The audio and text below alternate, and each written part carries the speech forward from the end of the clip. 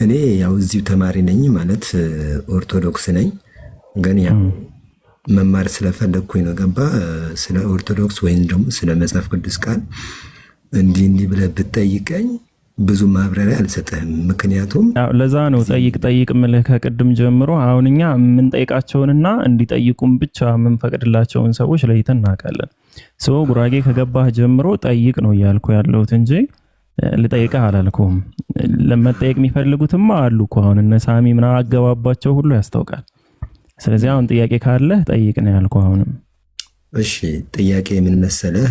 ሁለተኛ ጥያቄ አልሙእሚኒን ምን ይላል መሰለህ? ምዕራፍ 6 ላይ ምዕራፍ 6 አልሙእሚኒን ቆይ አንዴ ቆይ ምዕራፍ 6 ሙእሚኑን ነው 23 ነው እኮ 23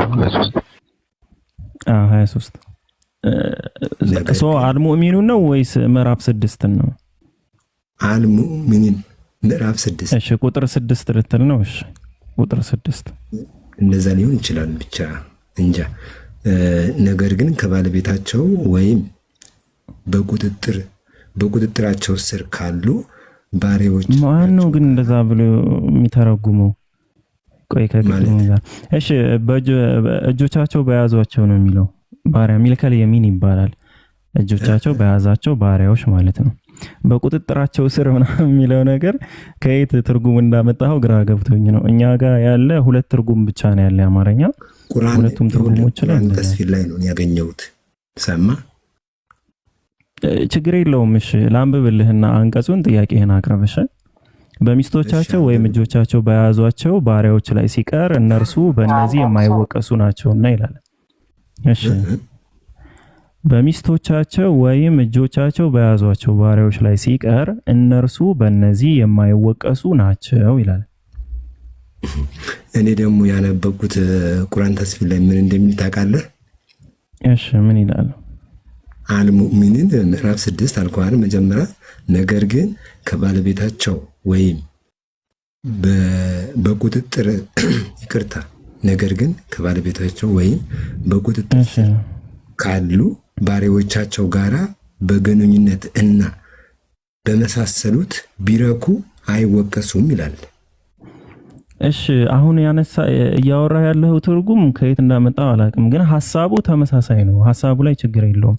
ጥያቄህን ብቻ ማቅረብ ትችላለህ። ሐሳቡ ተመሳሳይ ነው። እስከ መጨረሻ አላልክልኝማ። ኧረ እኔ እስከ መጨረሻው ነው ያነበብኩልህ እንዴ። እሺ በሚስቶች ቆይ እስኪ የምታነበውን እስኪ ከፍታ አሳየን። ይቅርታና የምታነበው በወረቀት ጽፌ ነው እኮ። ከየት ነው ያመጣኸው? ጄሚኒ ምናምን ቻት ጂፒቲ ጠይቀህ ከሆነ እሱ ብዙ ነገር ነው የሚጽፈው። ቁርአን ተፍሲር አውርጄ ነው። ቁርአን ትርጉም ከሆነ እሺ በቃ ጥያቄህን ብቻ አቅርብ፣ ችግር የለውም። ግን እንደሱ አይነት ትርጉም ምን አላውቅም። እሺ የለም እንደሱ አይነት ትርጉም አፕሊኬሽኑ ላይ ምን የለም፣ መጽሐፉ ላይ ምን የለም። ቁርአን ተፍሲር ገብተህ ይኸው ከፈለክ ካላመንክ ማለት ነው። ኧረ እኔ አላመንኩም። ኧረ ጉራጌ፣ ኧረ በፈጣሪ ስም ወደ ኋላ እናወራ። አላመንኩም አላልኩም። ሐሳቡ ተመሳሳይ ነው። ጥያቄ ካለ ጥያቄህን አንሳ ነው ያልኩህ። እሺ ያው ድጋሚ ብጠይቅም ይሄ የለም ትለኛለህ። ከየት አመጣኸው ትለኛለህ። እኔ ወላሂ ልቤን ያመኛል። ጉራጌ ሐሳብህን አቅርብ በቃ ፕሊዝ። ወይ አሳፈርከኝ። እሺ አለ አንድ ደግሞ ልድገምልህ። ኖ አይደለ፣ ይሄ አልገባኝም እኮ አሁን ያነሳው ምንድን ነው? ጠይቀህ ነው? አልገባኝም ወይ ይምሩ። ቆይ ጉራጌ እኔ ጋር ጀለሰንና ላውራው እስኪ። እሺ አውራው። ዝምድና ለና መሀል ላይ እንግባባለን። ሰላም ብያለሁ። አዶት ትንበር እናት ትኖር ማለት ነው በጉራጉኛ። ማሻአላህ አይ ደስ ይላል። እውነት ነው። እናቶቹ ይኖሩ። እሺ እንዴት ነህ ሐቢቢ? ሰላም ነው? እግዚአብሔር ይመስገን አለሁ። ደህና ነህ? አለን። ማሻአላህ አለይክ። እሺ ጥያቄ አለ?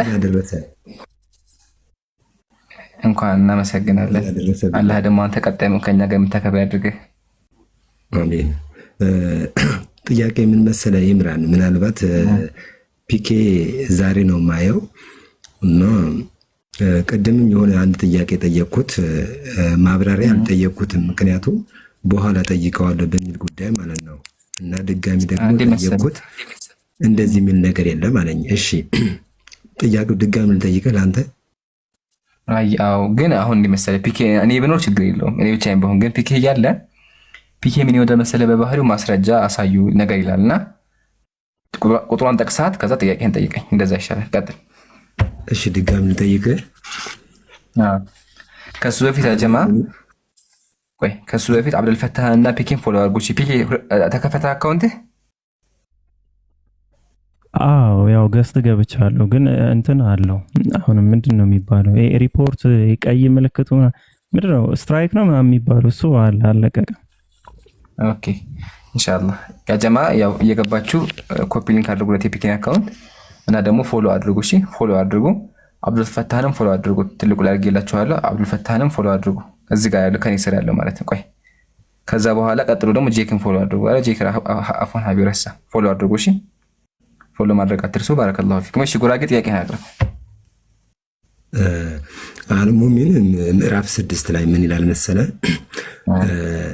ነገር ግን ከባለቤታቸው ወይም በቁጥጥር ስር ካሉ ባሪያዎቻቸው ጋር በግንኙነት እና በመሳሰሉት ቢረኩ አይወቀስም ይላል። እንዴት ነው አስረዳኝ፣ አልገባኝም አልኩት። ይሄ ቁርአን ላይ ሳነበውን አገኘሁት።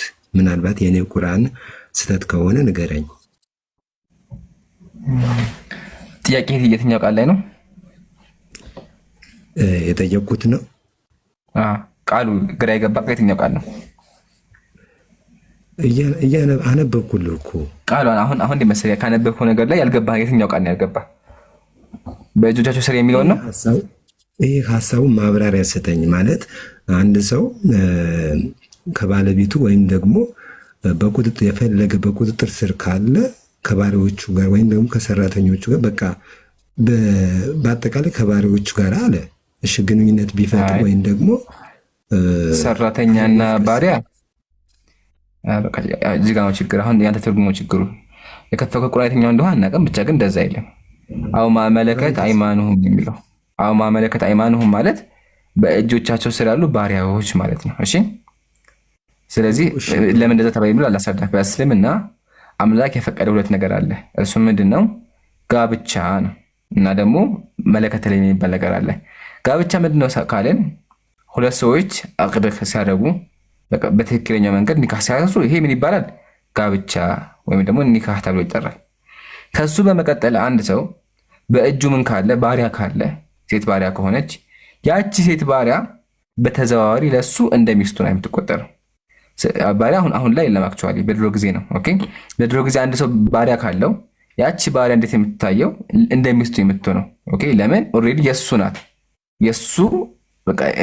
የሱ አንድ እንትን ናት። ስለዚህ እሷ ጋር መተኛትም እሷን እንደሚስት መያዝ ይፈቀድለታል ማለት ነው። ወልይ አያስፈልገውም። ወልይ ምንድነው? አሁን ምሳሌ አንድ ሴት ስታገባ በእስልምና ወልይ ያስፈልጋታል። ወልይ ሄዶ ጋብቻ መፋረም አለባቸው ወይም ደግሞ ቃል መገባት አለባቸው። ይሄ ነገር አያስፈልግም። ለምን? ወልዩ አስተዳደር እሱ ራሱ ባሏ ወይም ደግሞ እሱ አለቃ ስለሆነ እሷን እንደሚስት መያዝ ይፈቀዳል። ይሄ ግን የነበረው መቼ ነው? በድሮ ጊዜ ነው። እስልምና ባርነትን ይቃወማል። ለዛ ነው በጣም ብዙ ቦታዎች አምላካችን ባሪያዎችን ነፃ አውጡ እያለ የሚናገረው። ኢቭን ከሱም አልፎ አምላካችን ቁርአን ላይ ምን አለ? ፈኩ ረቀባ አለ፣ ባሪያን ነፃ አውጡ ይላል። ከሱም በተጨማሪ ደግሞ ነብዩ ሰለላሁ ዐለይሂ ወሰለም ምን አሉ? ይሄ ሽንገላ ባሪያ ሽንገላ ከለከሉ። ምሳሌ በድሮ ጊዜ ምን ያደርጉ ነበር? ክርስቲያኖች ምሳሌ ይሄዱና የሆነ አካባቢ ከበው ሴቶችን ይገላሉ። ከዛ በኋላ ይማርኩ ነበር። ይሄ ነገር ተከልክሏል። አሁን አይፈቀድም። አያ ተከልክሏል። ነብዩ ሰለላሁ ዐለይሂ ወሰለም ከልክሏል። ነገር ግን በጦርነት የተማረኩ ካሉ ይፈቀድ ነበረ። ኢቭን እሱ ራሱ ሊሚትድ ነው፣ በሊሚትድ ደረጃ የተቀመጠው። ስለዚህ እስልምና መጥቶ ባርነትን ተቃውሟል፣ ባርነትን ከልክሏል። ባርነትን ምን አድርጓል? ከልክሏል። ነገር ግን አዳት ታይም የሆነ የነበረበት ቦታ ነበር፣ የነበረበት ጊዜ ነበር። እሱ ምንድነው? በጦርነት የተማረኩ ካሉ እንዲሁም ደግሞ በድሮ ጊዜ የነበሩ ካሉ። ስለዚህ አንድ ሰው በዛን ጊዜ ካለ እንዲሁም በእጁ ስር አንዲት ሴት ካለች እሷን እንደ ሚስት መያዝ ይፈቀዳል። ለዛ አምላካችን ምን አለ? ሚስቶቻችሁ ወይም ደግሞ በእጆቻችሁ ስር ያሉት ሴቶች አለ። ስለዚህ በዚህ አንጻር የሚተረጎም ነው ማለት ነው። አክቹዋሊ በክርስትናም ይሄ ይፈቀዳል። ላሳየህና እንቀጥላለን። ከሱ በፊት ግን ያጀማ ፒኬን ፎሎ አድርጉ፣ አብዱልፈታህን ፎሎ አድርጉ። ፎሎ ማድረግ ሪፖርት ላይ ነው ያለው አካውንቱ። ሪፖርት ስለሆነ የመደመር ምልክቷ ነው። መደመር እዚህ ጋር አለ፣ መደመር አለ። እሱን ንኩት። እሺ ፕላስ ምልክት ወይም ደግሞ የመደመር ምልክት አለ። እሱን ንኩት። አብሮ እንትን ነው ላይቭ ያንተ ላይቭ ጊፍት ሳስፔንድድ ሆኗልና በዛ ምክንያት ማንንም እዚህ ያለን ሰው ፎሎ ማድረግ እየቻሉ አይደለም እነሱ ማለት ነው። ቢነኩት ጊፍት ሳስፔንድድ ነው የሚላቸውና የኢምራንን ይሄን ላይቭ ኮፒ ሊንክ አድርጉ። እኔ እንጃ እኔ ትላንትም አስቸገረኝ። ኮፒ ሊንክ ያርጉ። ያጀማመኩት አሳውቁኝ። የመደመር ምልክት አለ እዚህ ጋር ከፒኬ ጎን ይሁት የመደመር ምልክት አለ ካለ እሱን ንኩት። የመደመር ምልክት አይሰራ የለም። ፎሎ ያደረጋችሁ ካላችሁ አይኖርም። ካላደረጋችሁ ግን ይኖራል። ፕላስ አይ እያደረጉ ነው። ፒኬ እያደረጉ ነው። 1000 ገባ። ማሻአላ ፎሎ አድርጉ። ሁላችሁም ፎሎ አድርጉ።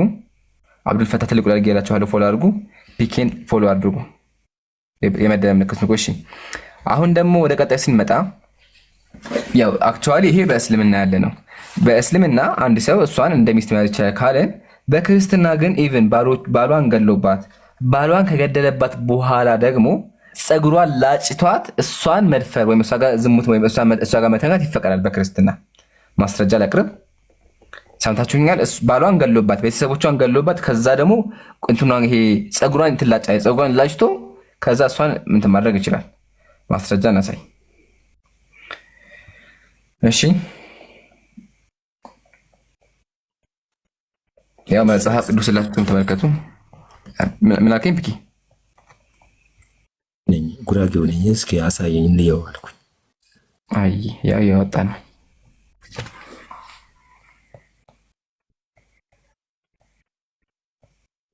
እሺ አንዴ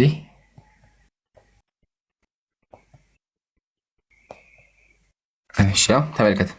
ኦሪት ዘዳግም ምዕራፍ 21 ላይ ርዕሱ ምንድን ነው የሚለው? የጦር ምርኮኞች ስለሆኑ ሴቶች የተሰጠ መመሪያ አለ። ስለ ባሪያዎች ማለት ነው። ጠላቶችህን ለመዋጋት ወጥተህ እግዚአብሔር አምላክህ እነርሱን አሳልፎ ሲሰጥህና ስትማርካቸው በእነርሱ መካከል ለጋብቻ የምትፈልጋት ውበት ያላት ሴት ታይ ይሆናል።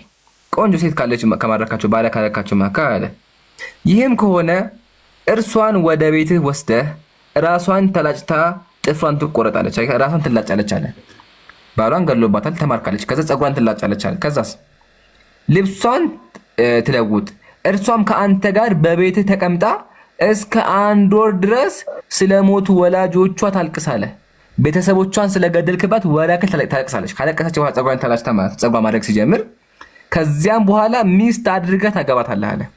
ባሏን ቤተሰቧን ገሎባት ጸጉሯን ላጭቶ ያገባታል። ቀጥሎ ግን የማትፈልጋት ከሆነ ነፃ ትለቃታለህ። ከአንተ ጋር የጋብቻ ግንኙነት እንድትፈጽም ያስገደድካት ስለሆነ ባሪያ አድርገህ አስገድዳታለህ። ስለዚህ እያስገደዱ እነሱ ጋር ዝሙት ይሰሩ ነበር፣ እነሱ ጋር የተኙ ነበር ማለት ነው። ይሄ በመጽሐፍ ቅዱስ ነው። ስለዚህ በመጽሐፍ ቅዱስ ራሱ ኢቭን እያስገደዱ መተኛት የሚባል ነገር ነበረ ማለት ነው። ያው ዘዳግም ምዕራፍ 21 ላይ ያለው ፒኬ ቀጥል። ወደ ሶስተኛው ጥያቄው ይግባ። 4 ጥያቄ ያለኝ ስላለ የአሁኑ ከተመለሰለት ወደ ሶስተኛው ጥያቄ ይግባ።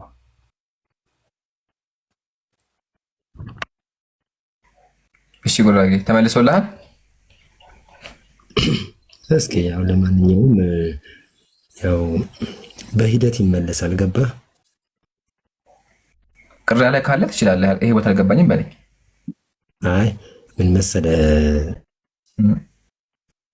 ቀስ በቀስ እረዳዋለሁ። ምክንያቱም ዛሬ በብዙ ሂደቶች ጥያቄ የሚፈጥሩ ሰዎች ስለሚኖሩ ሰዓትም ወይም ደግሞ ጊዜ መብላት የለብንም። ገባ? እኔን ለማስረዳት ብለህ ብዙ መታገል የለብህም። ቢሆንም ግን ችግር የለውም። ያልገቡ ነገሮች ካሉ በደንብ ኤክስፕሌን ለማድረግ እንሞክራለን። ቀስ በቀስ እንዳልከው በአንድ አጫንም ያው በአንድ ለመቀበል ሊከብድ ይችላል። ፕሮሰስ አድርገው ከምን አንጻር እንደተባለ በደንብ አጣራ፣ ለማንበብ ሞክር። ወደ ሌላኛው ጥያቄ ልግባ? ይቻላል። ፒኬ ያስተናግደው። እሺ አልቡርጅም ቀልቦ አይወደኝም። እሺ ቀጥል። ረስቼው ቀጥል። ጉራጌ ፒኬ ምን አልክ? አይ ምንም ኢምራንን አንተ አስተናግደው ነው ያልኩት። ቀጥል። አይወደኝም ነው ያልኩ? ነው አንተን አይደለም። ቀልቦ አይወደኝም ነው ያልኩ፣ አንተን አይደለም። እሺ አልቡርጅም ምዕራፍ 1 ላይ እንዲህ ይላል፣ የፀሐይ የጨረቃና የሌሎች ከዋክብቶች ማረፊያ ባለቤት በሆነችው ሰማይ አላህ ይምላል ይላል። እንዴት ነው?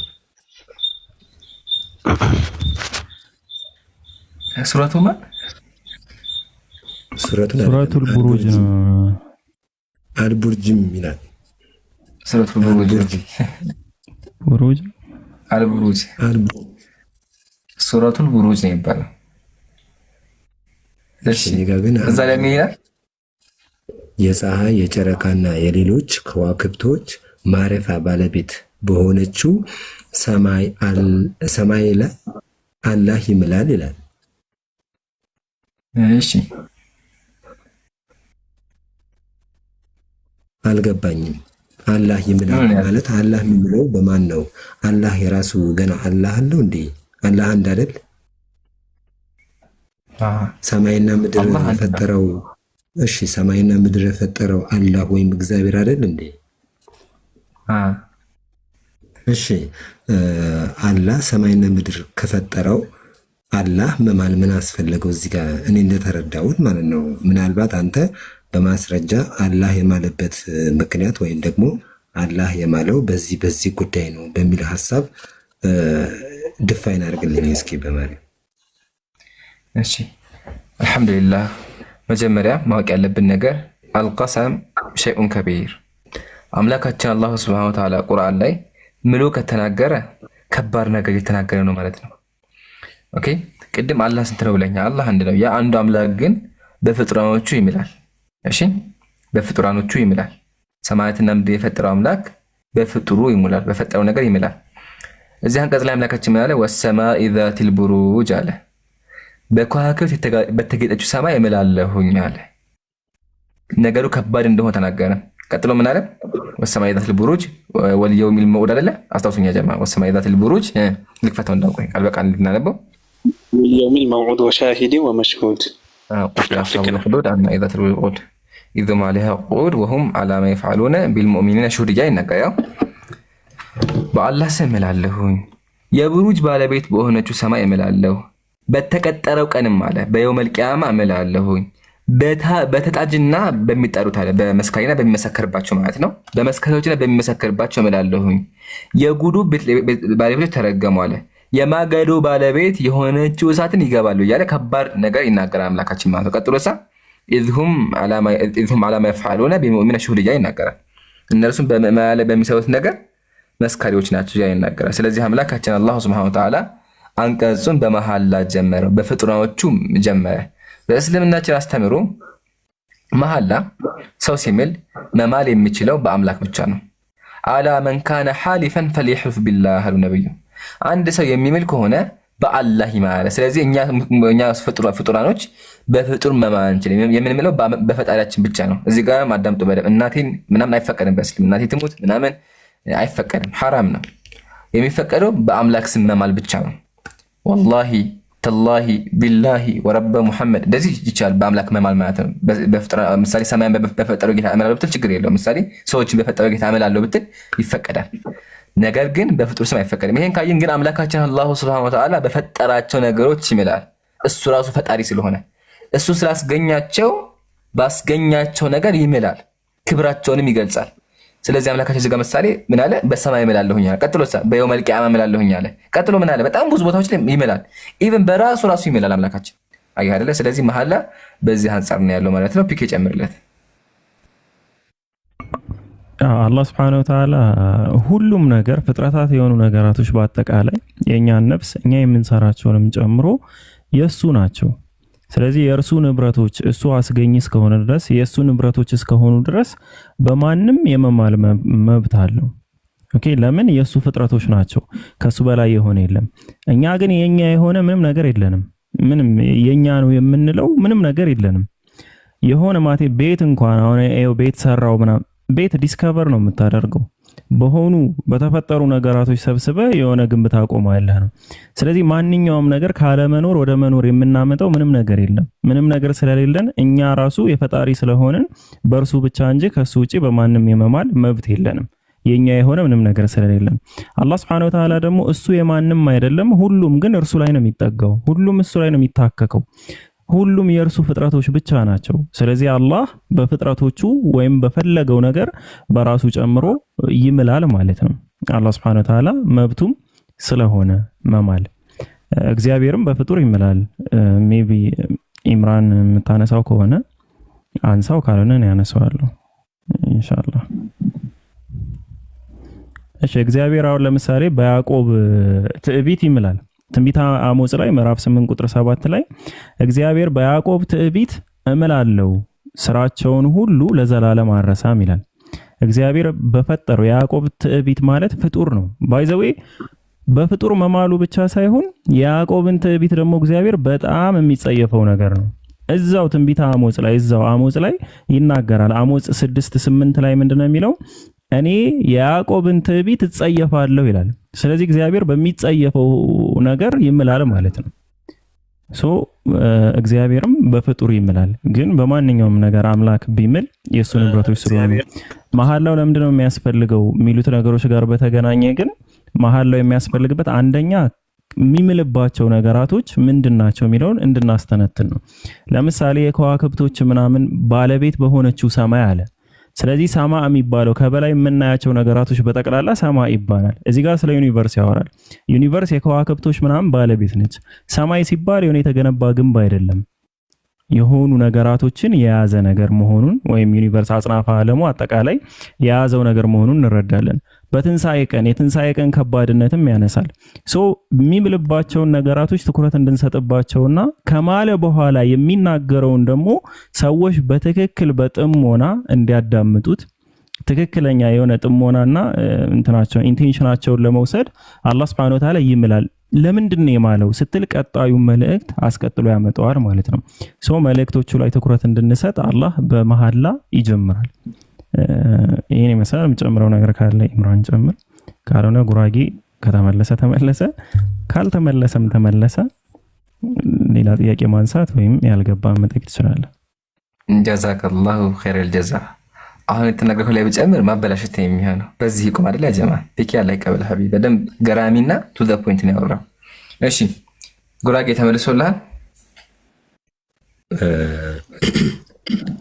ብያለሁ እኮ ኢምራን እስኪ ቀስ በቀስ በደንብ ማስረጃ ፈልጋለሁ ካንተ በኩል በውስጥም ሆነ ዳይሬክት እዚህ ጋር ፊት ለፊትም ሆነ ማስረጃ አንፋታትም ገባ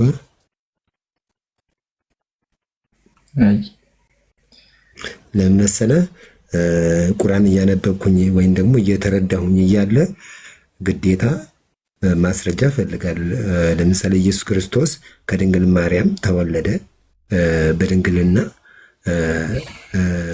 የተፈጠረ ፍጡር ነው አላህ ግን ፍጡር አይደለም ትላላችሁ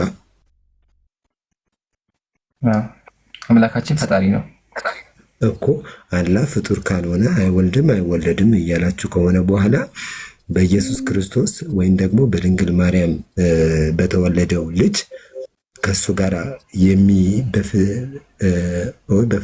በፈጣሪነታቸው ኮምፔር ማድረግ የለባችሁም ከአላህና ከኢየሱስ ክርስቶስ ምክንያቱም ኢየሱስ ክርስቶስ ሰው ነው ብላችሁ ነው የምታምኑት እናንተ ወይም ደግሞ ከአላህ ከሰው ከተወለደ በኋላ ፍጡር ነው በቃ አይምራችሁ ተቀበሉ ደግሞ ክርስቲያን ወገኖቻችን ኢየሱስ ፍጡር አምላካችን ነው ይላሉ መጽሐፈ ምሳሌ ምዕራፍ 5 ላይ ተፈጠርኩኝ ያለው ኢየሱስን አምላክ ነው ስለሚሉ ምን እናደርጋለን የኛ አምላክ ፈጣሪ ነው አልተፈጠረም እናንተ ጋር አምላክ የምትሉት ደግሞ ተፈጥሯል ስለዚህ ለምን ታመልካላችሁ ማምለክ ያለባችሁ ኢየሱስን የፈጠረውን ነው እንጂ አምላክ የፈጠረውን አይደለም ብለን እንናገራለን ማለት ነው ምን ይመስላል ደስ እንዳለ በቃሽ ይመቸ ቀጥል ኢምሩ ኤርሚ ባርኮት አለ ከነሱ ደግሞ አንዳንድ ሀሳቦችን እናወራና ከዛ ወደ ጉራጌው እንመለሳለን። ኮሜንት ላይ ትንሽ እንትን እንዳይሉ ጉራጌው ወደ ጉራጌ የሚነኩ ሰዎችን የመወጥኩ ምን ያልኩ እንደው ስራ በዛብኝና ጉራጌ አትናገሩ። ተጀማ እየተማረ ያለ ሰው አትናገሩ። ጉራጌ የሚናገር ሰው አለ እንዴ ኡስታዝ? ነው ወላሂ አየሁም እስካሁን። አይ ኢምሩቶ ኮሜንት እኮ ለኔ ተው አንተ ላይ ያላችሁ ሰዎች ላይ ብቻ እኔ ተጀማ ጉራጌ አትናገሩ። የፈለገውን ሰዓት ቢፈጅም እየተማረ ነው ያለው። ቢያበዛም እኮ ትምህርት እኮ ነው እንዴ ምን ነካችሁ? እየተማረ ነው ያለው። አይ አስረዘም ከጉራጌ በቃል ያው ነው ያሉት። ግን ቢሆንም ችግር የለም ማወቅ ነው። እሺ በነገራችን ላይ እኛ ኮሜንት ማለት አንተ ብቻ ኮሜንት አደረሃን እዚህ ጋር ወንድሞች ማለት ነው ኡስታዞቻችን ለአንተ ጊዜ ሰጥቶ አክብሮ እስከመለሱልህ ድረስ ገስት ላይ ሆናችሁ ኮሜንት ካያችሁ ማለት ታች ወረዳችሁ እንደዛ ትሆናል። ለአንተ አይደለም በነገር አንተ ጎበዝ ነህ። እስከዛ ድረስ ኮሜንቶችን ተናግረህ አታውቅምና ኮሜንቶችን ተዋቸው። ሌላ ዓለም ናቸው እነሱ የበታች ናቸውና እናመሰግናለን። ጉራጌው ጨዋነት ስርዓት ጥሩ ነው። የፈለገ ነገር ይበሉ ምን አገባኝ። ኤኒዌይ እሺ ጥያቄ አለ ሄላ በቃ ጉራጌ እንትን እንዳይበዛባቸው ለከስልም እንዳይሰለቹ ማለት ነው። ጉራጌ ለዛሬ በቃል እረፍት አድርገን ደግሞ እንቀጥላለን። እሺ እድልም ደግሞ እንስጣቸው ለሌሎች ሰዎች። ስጡ ችግር የለውም ስጡ። አይ እናመሰግናለን። በቃ ሚውታ ከተቀመጥና እንዳትወርድ እሺ። ትቀጥላለህ ወይም ደግሞ ሰዓቱን ገሞ ከሄደ ነገ ደግሞ እንገናኛለን። እሺ በድጋሚ ቅዱሳን ወቅዱሳት ፕሮግራማችን በዚህ መንገድ እየተሳለጠ ይገኛል። ሁላችሁም ከኛ ጋር ስላላችሁ ጀዛኩሙላህ። ታብታብ ማድረግ አትርሱ። ዋናው አጀንዳ ደግሞ ፎሎ ማድረግ አትርሱ። ፒኬ ከላይ አለ፣ ሁላችሁም ፎሎ አድርጉ። ፎሎ ለማድረግ ደግሞ ሪፖርት ላይ ስለሆነ አካውንቱ የመደመር ምልክቱን ንኩ። የመደመር እዚህ ጋር የመደመር ምልክት አለ፣ እሱን ንኩ እና አካውንት ሪፖርት ስለሆነ በደንብ ኮፒ ሊንክ አድርጉለት። በመቀጠል ወንድም አብዱል ፈታህን ፎሎ አድርጉ እሺ። እዚህ ጋር ያለው ትልቁ ላይ ያልኩላችሁን አካውንት የመደመር ምልክቱን በደንብ አድርጋችሁ ንኩ፣ ፎሎ አድርጉ። ሰማያዊ ፕሮፋይል ያለውን እየነካችሁ መደመር ንኩ እንዳትረሱ እና አደራ የፒኬን አካውንት እየገባችሁ ኮፒ ሊንክ አድርጉ። ያው ትልቁ ላይ አድርጌላችሁ አብዱል ፈታህን የመደመር ምልክት ንኩ እሺ። ባርኮት ሰላም ብያለሁ። አንድ ጊዜ አፋን እሺ። ምናልባት አሁን የበታች ናቸው ያልኩት የሚላስ ወለምታኖች እነሱ ታች ናቸው ለማለት ፈልጌ ነው። ጀማው አፍወን እሺ፣ ለአላህ ብላችሁ ሌላ ነገር እንዳይመስላችሁ። ይረዳል ራስታስ እንዴት ነው እንጂ እንደየወሰረ ከኢየሱስ ምናለ እኔ ከሰማይ እናንተ ከምድር ናቸው እንዳለ። እሺ ባርኮት ሰላም ብያለሁ። ሰላም ነው ኢምራን እንዴት ነህ? ሰላሙን አላመን ይብራልሁዳ ያህያ ሊያወራ ነበር መሰለኝ። ያህያ የሆነ ነገር ሊል ነበርና ያህያ ነው አላቅም። አሁን ለዛ ነው ሙስሊም ይሁን አይሁንም አላቅም ነው። ያ ያህያ አለ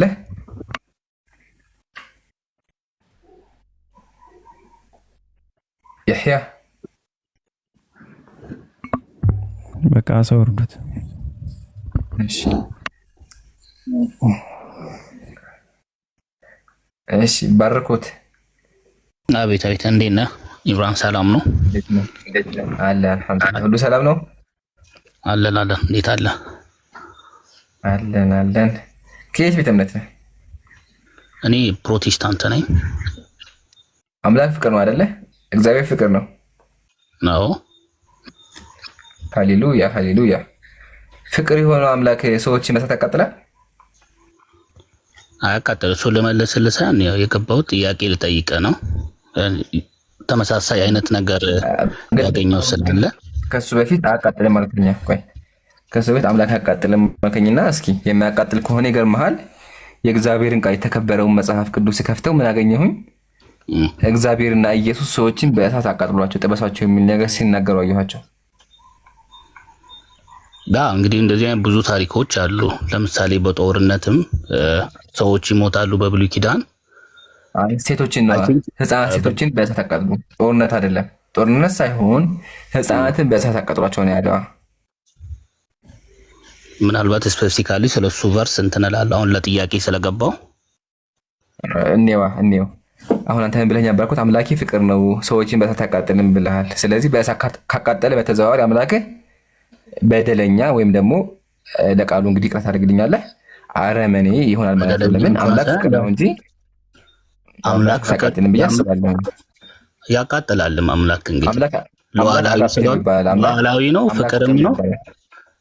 ያው ሉዓላዊነት የሚያሳየው ህፃናት እያቃጠለ ነው። ህፃን ልጅ እያቃጠለ ነው ሉዓላዊ እንደሆነ የሚያሳየው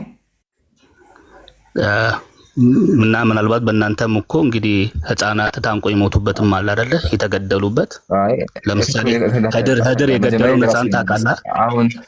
አሁን እያረክ ያለውን መሰለህ ባርኮት፣ የአንተ አምላክ ውሸት ነው ስልህ የአንተ ውሸት ነው እያልክ ነው ያለው። በተዘዋዋሪ የኔ አምላክ ውሸት ነው፣ ሁለታችንም እኩል ነው እያልክ ነው ያለው። ማሻአላህ። ስለዚህ በጀመሪያ ያንተ ማመን ትልቅ ነገር ነው። አንድ ሰው መጥቶ አብደሃል ስለው አንተም አብደሃል ካለኝ በተዘዋዋሪ እብድ እንደሆነ እያመነ ያለው ማለት ነው። ስለዚህ የአንተ አምላክ ጨካኝ ነው ስልህ የአንተም ጨካኝ ካከኝ በተዘዋዋሪ አንተ የአምላክ ጨካኝ እንደሆነ አምነህ ግን የአንተም ደግሞ ጨካኝ እያልክ ነው ያለው። ስለዚህ አመሰግናለሁ ለሱ አምላክ ጨካኝ እንደሆነ ማመን። የኛ አምላክ ጨካኝ አይደለም። አሁን ወደ ርዕሱ ተመለስና አምላክ ለምንድን ነው ህፃናትን በእሳት የሚያቃጥላቸው? ለምን ይጠብሳቸዋል በእሳት? ምን አደረጉ? እሺ ለመለስለት ትንሽ ደቂቃ ትሰጠኛለህ? ለሱም አንድ ላይ አጠቃልዬ ከጥያቄው ጋርም ስለሚሄድ ግን ርዕስ አቀይር፣ የተጠየቀውን ብቻ መልስ። አልቀይርም። እሺ ለምሳሌ ሱረቱ አልካኢፍ 18 ከቁጥር 80 ላይ ብታይ ቀየርከው። ማነህ ባርኩት? ቀየርከው።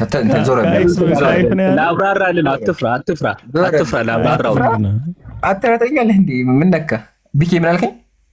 ላብራ ካኢፍ ምንድን ነው? እኔ ካኢፍ የሚባል ነገር አላውቅም። ኬፍ ነው።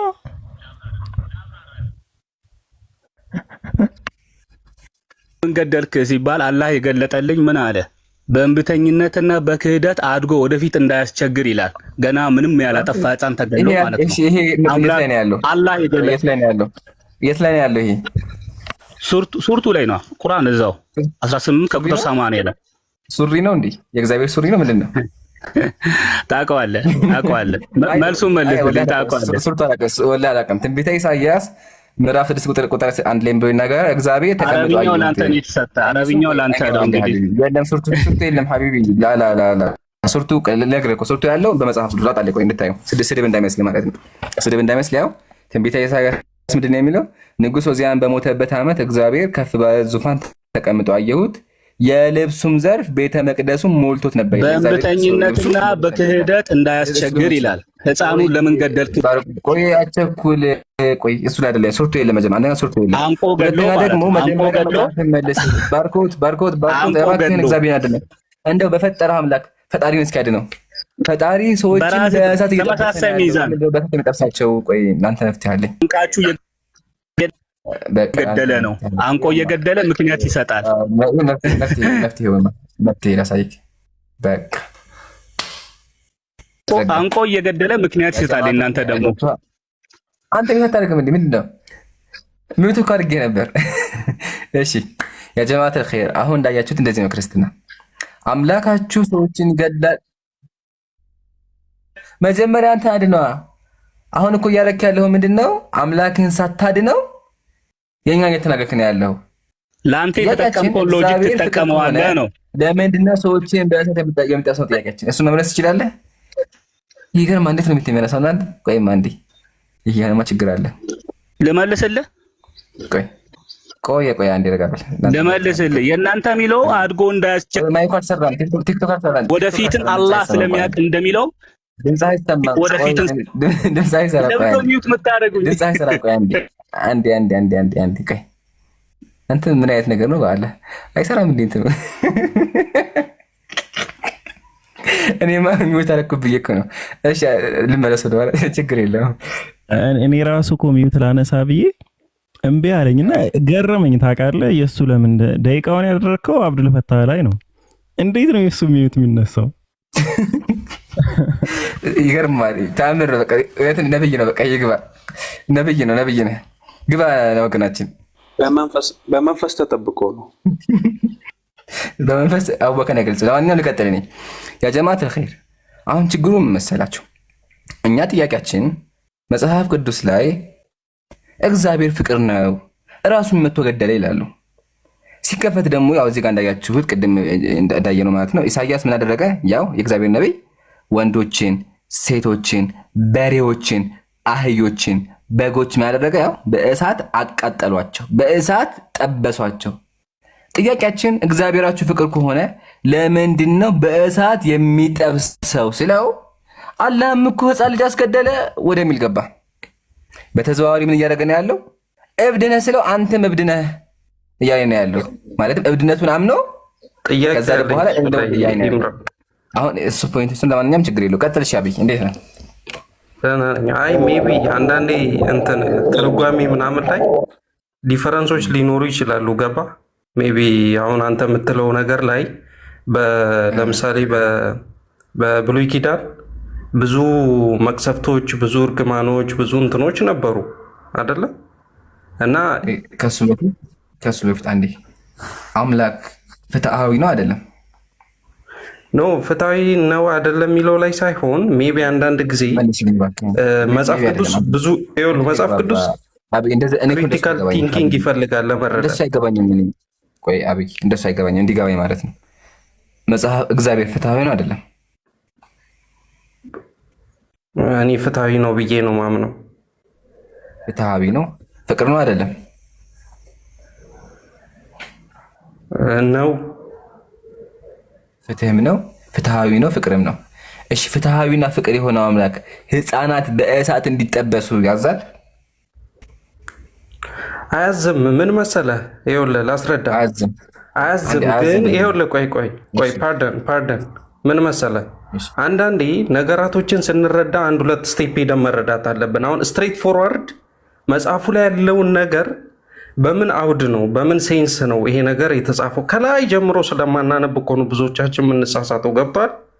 አሁን እዚህ ጋር አንተ አሁን እያስተማርከን ነው። ገባ? መጽሐፍ ቅዱስ ላይ ቁርአን ላይ ያለውን ዲፈረንስ እያስተማርከን ነው። እና ስታስተምር ምንድን ነው ኮንቴክስትም አንዳንዴ ይገባል። ኮንቴክስት ያስፈልጋል፣ አንደርስታንዲንግ ይፈልጋል። አሁን የሃይማኖት ነገር እኮ ኢንጀነራል ሴንሲቲቭ ነው። ገባ? እኔ አሁን መማር እፈልጋለሁ ግን እንድንግባባ ፕሊስ እባክህ እንግባባ። ያልገባህ ነገር ምንድን ነው? በየትኛውም ሪዝን ይሁን ሕፃን ልጅ ማቃጠል ከባድ ነገር ነው፣ በየትኛውም ሴንስ ቢሆን። እሱ ማስረት ያንተ ግዴታ። ግን መጀመሪያ እግዚአብሔር ሰዎች እንዳቃጠለ ማመን አለብህ ነው። ፒክ ያለ ሀቢቢ እሱ ላይ እኮ አይደለም። እኔ እኮ አሁን እሱ ላይ እኮ ኦፖዝ እያደረኩ አይደለም ብሮ። እሺ አንዴ ካለ አስቀጥሎ አንድ ሀጃ አጋጠመ። እሺ አብይ ደሩልተኛ ነው። እሺ ጉራጌ ሰላም ምድር አትጥፋ። አላህ ሂዳያ ይስጥህ። አሜን። ቻው። እሺ አብይ አሁን መጀመሪያ ላይ እንዳለ ኢምሩ እንዳለ ማለት ነው መግባባት ያለባቸው ፖይንት አለ። ምንድነው እሱ? ህፃናትን ማቃጠል ላይክ ተገቢ ነው ወይስ አይደለም በሚለው ላይ ከዛ በኋላ አውዱ በቃ አንተ እስኪ በምን ሚዛን ቢሆን ነው ተገቢ የሚሆነው? እስኪ አብይ ንገረን እስኪ። እንደው ይኸው ለምን መሰለህ አሁን እኔ ስፔሲፊክ ስለ ህፃናት መቃጠል ኦር ሳምቲንግ ብጠይቀኝ መጽሐፍ ቅዱስ ላይ ስፔሲፊክ ቨርሱን ላነግርህ እችላለሁ። መጀመሪያ ምንድን ነው እናንተ አሁን ስፔሲፊክ እንትኑ ለይታችሁታል ጥቅሱን ኦር ሳምቲንግ። አሁን ስለዛ እኔ እንትን ማለት አልችልም። ግን እኔ ምንድን ነው ብዬ ማምነው አሁን ኢንዲቴል ከላይ ጀምሮ ምንድን ነው ታሪኩ ከምን ተነስቶ ነው የመጣው የሚለውን ነገር መጀመሪያ አንደርስታንድ ማድረግ ያስፈልጋል። ገባ? በአንተ ፖይንት ኦፍ ቪው አሁን በአንተ መልከታ መሰረት አንድን ህፃን አቃጥሎ መግደል ወይም ደግሞ በእሳት መቅጣት በየትኛው ሴንስ ላይ ነው ትክክል ከሆነ ያልከው ነገር ግን በየትኛው ሴንስ ቢወሰድ ልክ ነው ልትል ትችላለህ? ለምሳሌ ለአንተ የሚገባ እንደው መጽሐፍ ላይ ኖረም አልኖረም በዚህ ሴንስ ከሆነ ትክክል ነው የምትልበት የሆነ መንገድ አለ? እሱን ካለ ንገረንና። በብሉይ ኪዳን እኮ ብዙ መቅሰፍቶች የሰው ልጆች ላይ ሲወርድ ነበር። አሁን ስለ መቅሰፍት ምናምን ሳይሆን ለምሳሌ በትእዛዝ ስለሚደረጉ ነገሮች ለምሳሌ እነዚህ እሺ ምንም ይሁን አሁን ህፃን ልጅ በሌላ ሰው ኃጢአትም ይሁን ራሱ ኃጢአት አይሰራም ይሰራል ብለህ ታምናለህ? አብይ አጭር መልስ። እሺ ይሰራል ወይ አይሰራም? ምን ኃጢአት? አዎ ህፃን ልጅ ኃጢአት ይሰራል ላይክ ይቆጠርበታል ቢሰራስ? ሊሰራ ይችላል ማለት ህፃን ልጅ ሲባል አሁን ብዙ አይነት እንትን እኮ አለ። ብዙ አይነት ኤጅ ክላሲፊኬሽን አለ እኮ። ኧረ ህፃን ካለን እኮ ህፃን ነው ባይዘው። ህፃን ስትል አሁን ወጣትም ጎልማሳም ያልን አይደለም። ህፃን ማለት ኦልሬዲ ህፃን ነው ራሱን ችሎ አንሰላስሎ ኮንሺየስሊ ላይሰራ ይችላል ህፃን ልጅ ማለት ነው። ሶ ያ አንድ ህፃን ልጅ ምንም ነገር ቢሰራ ተጠያቂ ይሆናል? አብይ አሁን ይሄንን እኔ እንደዚህ ይሆናል ይሆናል ወይስ አይሆንም? አሁን ስለ ባይብል አይደለም እያወራሁ ያለሁት። አንድ ህፃን ልጅ ምንም ነገር ቢሰራ ተጠያቂ ይሆናል ወይስ አይሆንም? I'm not sure. So I'm not sure. ስለዚህ ተጠያቂ ሊሆን ይችላል ብለህ ታምናለህ? እንደዚህ አይነት ፕሮባቢሊቲ ይኖራል ብለህ ታስባለህ?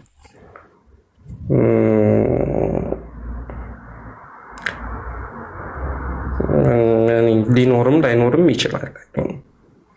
እሺ እንደዛ ከሆነ የምታስበው ራስህን ገምግመው። ለምን ህፃን ልጅ ማለት ራሱ አስቦ አገናዝቦ ነገራቶችን መወሰን የማይችል ማለት ነው። የዚህ አይነት ሰው ምንም ነገር ቢያደርግ ኃጢአትም ሊመዘገብበት አይገባም። ምንም ነገር ቢያደርግም እንደ ኃጢአተኛ ሊቆጠር አይገባም። እንደ ኃጢአተኛ ሲጀምርም አይቆጠርም። እኔ እስከማውቀው ድረስ አይቆጠርም። ግን አሁን ማቃጠልን ብንወስድ ለምሳሌ አማሌቃውያን፣ እኔ አሁን እሱ ታሪክ ስለሚመስጠኝ ነው ብዙ ጊዜ ወደ አማሌቃውያን የምሄደው። ከ400 ዓመት በፊት አያት ቅድመ አያቶቻቸው እስራኤላውያንን ምግብ ስላልሰጧቸው በሰላም ስላልተቀበሏቸው ህፃናቶችንም ግደሉ ብሎ ማዘዝ ማለት እስኪ አንተ ይህን በየትኛው ሴንስ ነው አሁን ልክ ነው የምትለው? እንግዲህ ህፃን ነው የሱ ቅድም አያት ማለት ነው። 400 ዓመት በፊት እስራኤላውያንን አላበሉም አላጠጡም ብሎ እግዚአብሔር ወንዱንም ሴቱንም ህፃኑንም በሬውንም አህያውንም ሁሉንም ግደል ብሎ ሲያዝ በየትኛው ሴንስ ነው የዚህ ህፃን ልጅ መገደል እስኪ እንደው ትክክል ነው ብለን የምታስበው? ያባቱም ትክክል አይደለም፣ ግን እንደው የዚህ ህፃን ልጅ የህፃኑ እስኪ በየትኛው መንገድ ነው ትክክል ነው ብለን ልታስብ የምትችለው? አብይ እኔ አሁን ስፔሲፊክ እናንተ ስላላችሁት ቨርስ እንደዚህ ነው ልላ አልችልም። ገብታ ምክንያቱም አላነበብኩትም። ገብቷል። አሁን አንተ ክሪቲካሊ በደንብ ዲቴል አንብቦ አንደርስታንድ ማድረግ ይፈልጋል። እግዚአብሔር እንደዚህ አለ፣ ኢየሱስ ወይም እንደዚህ አለ ከማለት ዲቴል አንደርስታንዲንግ ይፈልጋል። ገብቷል። ቆይ አንዴ። አዎ አሁን እኔ ኢየሱስ ምናምን አይደለም አውዱን አንብበን ነው ኦሬዲ እየነገርን ያለ ነው ማለት ነው። ሶ አህያውንም ሁሉ በቃ ፈጽመህ አጥፋ ምናምን። አሁን መጽሐፈ ኢያሱ ወልደ ነዌ ምዕራፍ 6 ቁጥር 21 ላይ በከተማይቱም የነበሩትን ሁሉ ወንዱንና ሴቱን ሕፃኑንና ሽማግሌውን በሬውንም በጉንም አህያውንም በሰይፍ ስለት ፈጽመው አጠፉ ይላል። ይሄ መጽሐፈ ሳሙኤል ቀዳማዊ ላይ የታዘዘው ትእዛዝ ነው የፈጸሙት። መጽሐፈ ሳሙኤል ቀዳማዊ ምዕራፍ 15 ቁጥር 3 ላይ ስለ አማሌቃውያን ከአንድ ጀምሮ እየተናገረ ይመጣል። አማሌቃውያን አባቶቻቸውን እንደዚህ አልተቀበሏቸውም ነበር ምናምን ብሎ ከዛ የሚቀጣቸው ቅጣት ምንድነው? አሁንም ሄደህ አማሌቅን ምታ ያላቸውን ሁሉ ፈጽመህ አጥፋ እና ተጸጸተ እግዚአብሔር በአዲስ ኪዳን ሐሳቡን ኖ እንደዛ አይደለም። ይኸውልህ አሁን እኮ ካልሆነ ይሄ ድርጊት ትክክል ነው ወይስ አይደለም? አሁን ኩዌሽናችን እኮ ይሄ ድርጊት እግዚአብሔር ሲያዝ የሰራዊት ጌታ እግዚአብሔር እንዲህ ይላል ብሎ ነው የሚጀምር። ሲያዝ ይህንን ድርጊት ትክክል የሆነ ትእዛዝ ነው ወይስ ስህተት ነው? አሁን ስህተት ነው ትክክል ነው በአዲስ ነው አይደለም? ጥያቄው ትክክል ነው ወይስ ስህተት ነው? አሁን ትክክል ነው አይደለም ለማለት እኔ አሁን እንትኑን ሳላውቀው እንደዛ ልልህ አልችልም። ግን ግባና አንብበው፣ በቃ ግባና አንብበው። ኦኬ ቴንክ ዩ። ወይ አላውቀውም እና ያው ላይክ ስለማላውቀው መመለስ አልችልም እንጂ አንድ ህፃን ልጅ እንደዚህ ቢሞት ሲባል እንዴት ነው የሆነ አእምሮ ያለው ሰው እንዴት ነው አይ የሚቀጣበት ፕሮባቢሊቲ ሊኖር ይችላል ብሎ ሊያስብ የሚችልበት ሪዝን እኔ አሁን አይገባኝም። ያውን በሞት ማለት ነው ህፃን ልጅ ሶ ይህን ነገር ብታስብበት ምናምን ነገር ደስ ይለኛል። እንደ ኢስላም ኃጢአት አይመዘ ጃሚዓ ትርሚዚ ላይ ሐዲስ 1423ኛው ሐዲስ ላይ በሶስት ሰዎች ላይ ኃጢአት አይመዘገብም። በሶስት አይነት ሰዎች ላይ አንደኛው የተኛ ሰው እስኪነቃ ድረስ በሚሰራቸው ስራዎች በእንቅልፍ ልቡ በሚሰራቸው ስራዎች በጠቅላላ አላህ Subhanahu Wa Ta'ala ኃጢአትን አይመዘግብበትም፣ እንደ ኃጢአተኛም አይቆጠርም። ሁለተኛው ህፃን ልጅ ለአቅመ አዳም እስኪደርስ ድረስ የሚሰራው ማንኛውም ስራ እንደ ኃጢአት አይመዘገብም። ሶስተኛ ደረጃ ደግሞ የአእምሮ በሽተኛ የሆነ አካል ማገናዘብ የማይችል አካል ከዛ በሽታው እስኪመለስ ድረስ ጤነኛ እስኪሆን ድረስ የሚሰራው ስራ በአጠቃላይ እንደ ኃጢአት አይመዘገብበትም። እነዚህ ሶስት አይነት ሰዎች ጃሚዓ ትርሚዚ ላይ እንደተቀመጠው ማለት ነው ኃጢአትን የሚመዘገብባቸው አይነት ሰዎች አይደሉም። ሶ እኛ እንደዛ ብለን አናምንም። መጽሐፉ ኢቭን ሐዲስ ባይልም ቁርአን ባይልም አንድ አእምሮ ያለው ሰው ግን ህፃን ልጅ ቢያንስ አሁን ሁለቱን ነገራቶች እንቶ ያው ትልልቆች ስለሆኑ ህፃን ልጅ ግን እንዴት ነው ተጠያቂ ሊሆን የሚችለው? ያውም የአማሌቃውያን ልጆች ስለሆኑ ተብሎ ነው የሚቀጡት። የአማሌቃውያን ልጆች ከአማሌቃውያን ልጅ ሆነው መውጣታቸው የሚያስቀጣቸው ከሆነ እግዚአብሔር ነው የፈጠራቸው ከአማሌቃውያን። ለምን ከእስራኤላውያን አይፈጥራቸውም? እነዚህ ልጆች ላይክ የአማሌቃውያን ልጆች ስለሆናችሁ ብሎ የሚገድላቸው ከሆነ ለምን ከአማሌቃውያን እንዲወለዱ ያደርጋቸዋል? ይሄ በጣም እኔ እንጃ ሪዝኑ ማለት ነው። የአማሌቃውያን ልጆች ስለሆኑ ከሆነ የሚገደሉት እነዚህ ህፃናቶች ያንን ያ ስራ ደግሞ የእግዚአብሔር ስራ ነው፣ የነሱ አይደለም። እግዚአብሔር ነው ከነሱ እንዲወለድ ያደረገው ማለት ነው። እሺ አብይ ጥያቄ አለ እስልምና ላይ?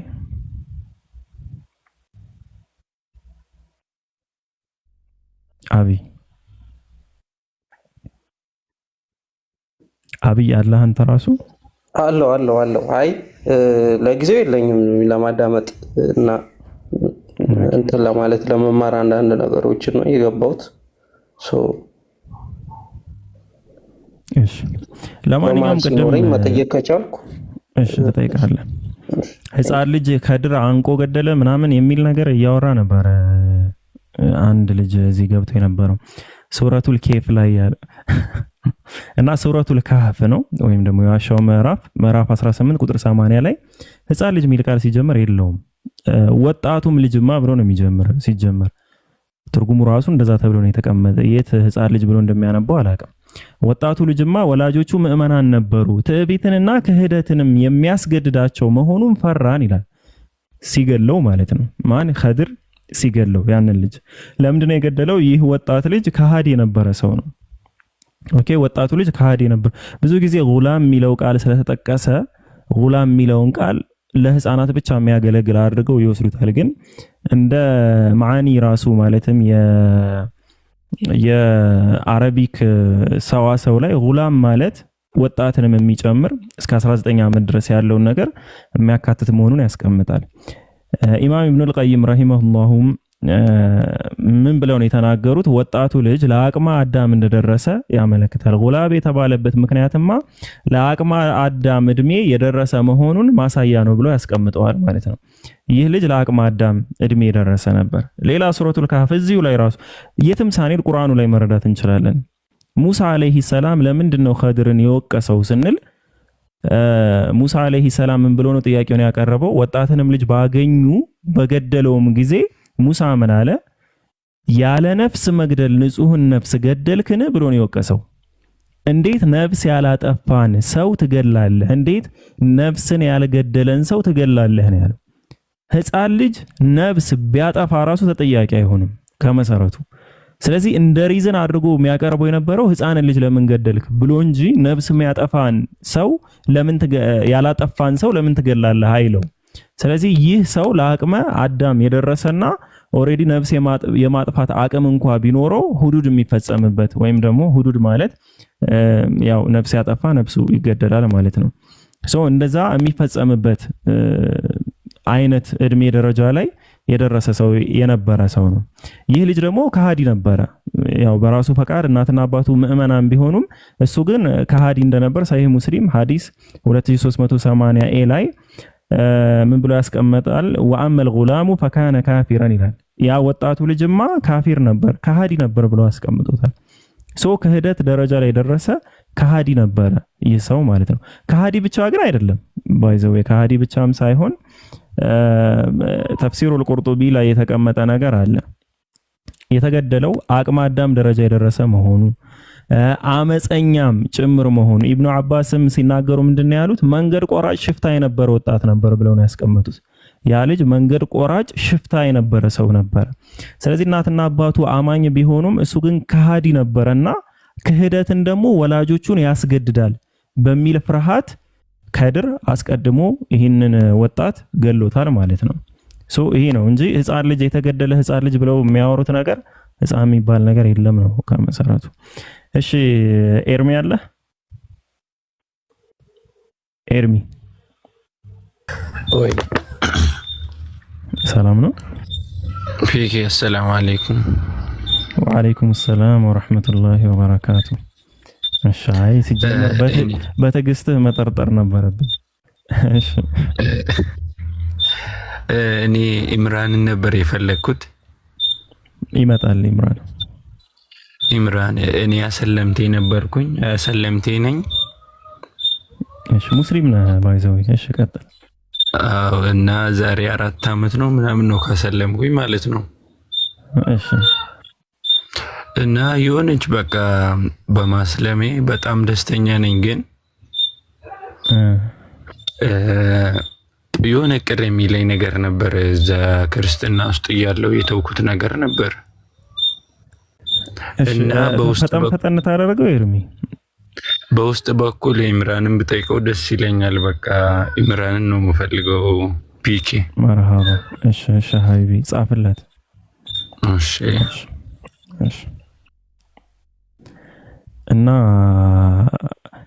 ላይክ ሰለምቴ እኔ እንጃ፣ እኔ ብዙ ደስ አይለኝም። ስለዚህ ሙስሊም ነን ያላችሁ ብታወሩ ውስጤ ነው፣ እንደዛ ቢሆን ይሻላል።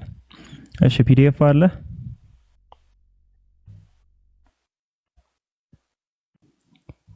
ፒዲኤፍ አለ? አለው። እንዴት ነው? በቀንም አልችልም። አሁን በሌሊት ከመጣህ ደግሞ አስበው። ሰላም ነው? እንዴት ነው? ደህና ነኝ አልሐምዱሊላህ። ኢምራን አለ? እንትን ፈልጌ ነበረ። እንትን የለንም እኛ ጋር። አይ አስጫል እንትን ስሙን